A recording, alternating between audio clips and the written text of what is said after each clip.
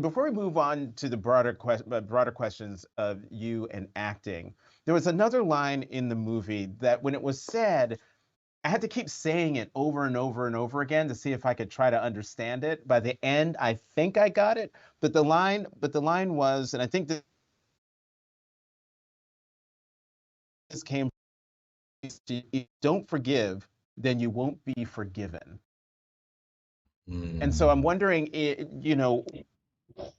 what does the film teach us about forgiving? Because I had a hard time. I still am having a hard time trying to forgive Laurent. yeah, yeah.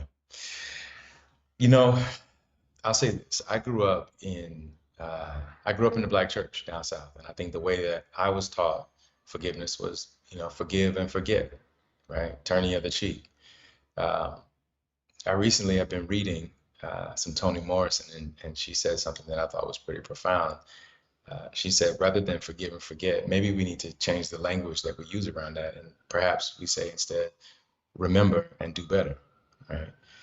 I think that part of what the movie is saying is that forgiveness doesn't, first of all, forgiveness is a very bespoke experience, right? It's not going to look the same from one person to the next.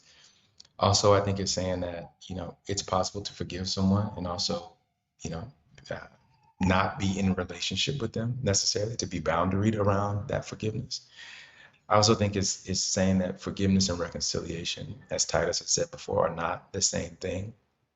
I think it's just offering us a more nuanced look at what forgiveness might actually entail.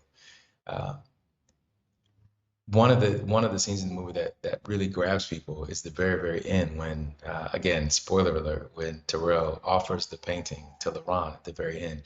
And at the end of the Oh movie, yeah. people, yeah, some people say, oh my God, I'm so glad he forgave him at the end, and other people say, actually, he didn't forgive him. What you talking about? And so I think that's a part of what Titus is doing on purpose, right? Is like giving us a lens through which we can see it in like a multiplicity of ways.